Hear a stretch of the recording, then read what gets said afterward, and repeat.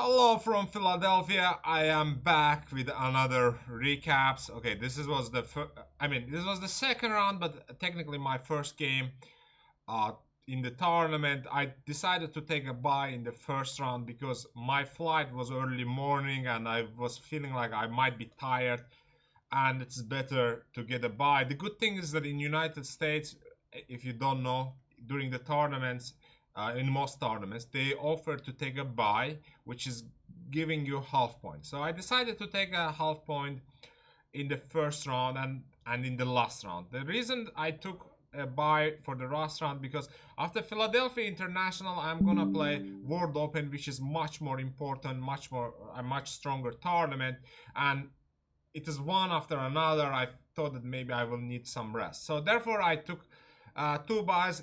I look at this tournament as a warm up for World Open, but still, I am gonna try to do my best and hopefully win this tournament. Anyway, let's start the game. So I was playing against Benjamin Lauer. His rating was 1861. Honestly, it has been a long time since I played someone under 2000, and this actually there was a chance that I would play against someone who was 1600, which is like almost 1000 points less than me, but I got 1800, which is 800 rating. How many? Like more than 800, yeah, almost 800 a rating difference. Anyway, still I thought that I need to be careful. You never know what to expect. I didn't know obviously my opponent, so I played e4, c5, knight f3, d6. He went for dragon variation. This is considered very sharp, and I would say that worse for black. I mean, not like worse for black, but I think there is too much risk to play such a line. I would rather not to play dragon with black. Anyway, I did play though online, and I studied with my viewers in general. So, anyways. So bishop e3, I went for long castle line, which has been popular recently. In the past, people almost always would play bishop c4, which leads different type of position. But long castle has become a popular continuation in recent years. Like I think it is it is probably the main line, and it is very annoying for black. So black usually answers with d5, and white takes e takes, knight d5, knight c6, bc, bishop d4, e5, bishop c5, bishop b6.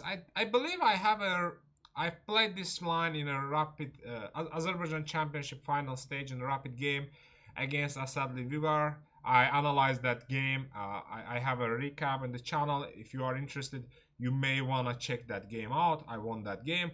But for this game, I came with knight c6 idea, which is a rare move, and I thought that my opponent might not know. I analyzed this position in 2022 for one of my opponents, but this game did not happen, and I guess today was the day. So knight c6, bc, bishop h6. After the game, my opponent was telling me that he had never seen this idea before, so he didn't react well. He took h6, queen h6, and played e5. I thought that rook b8 move is the main line, and I prepared against this mostly rook d4, so rook e8 they play. My idea was mate obviously. So rook e8 prepares knight f8, and here very nice pawn sacrifice e6, fe, bishop d3.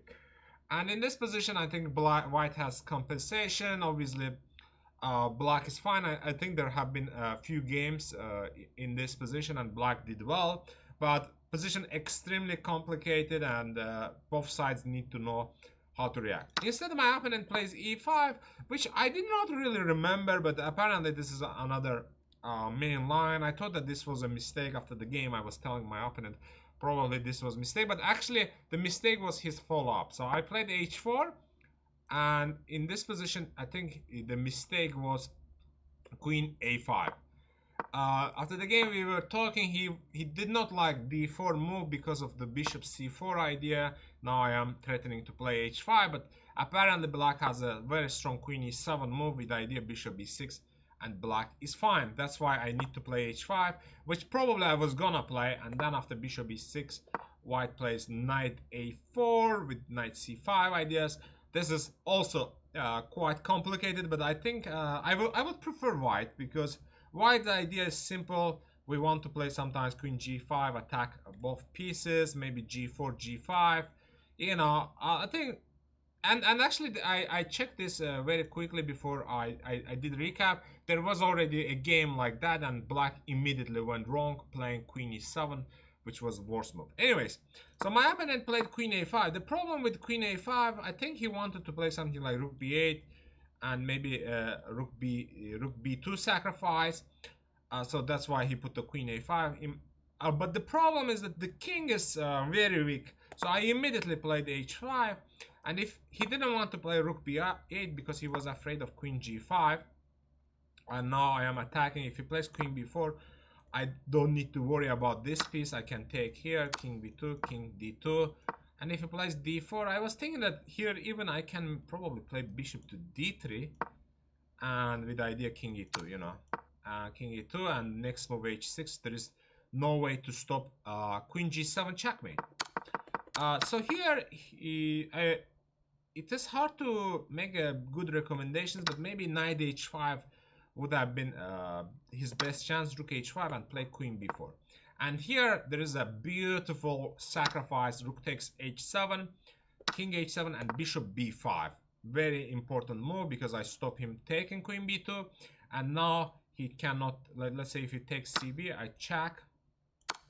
King g7, queen h6, and if king goes to f6, king g8, this queen h8 made. If king f6, then knight d5, and you know, forking, and the game is over. Yeah, this would have been a nice tactic. And during the game, actually, I was a little bit worried about f6 move, queen g3, queen b4. I thought maybe he might have some counter play, but after ed, I shouldn't be worried about this move, because I go here and then next move bishop comes, and this is winning. Instead he took h5, I took d5, he took cd5, I sacrificed the exchange, took h5, a g8 and knight d5. Now I have two threats, knight d7, queen f6 checkmate, or knight f6, queen h7 checkmate.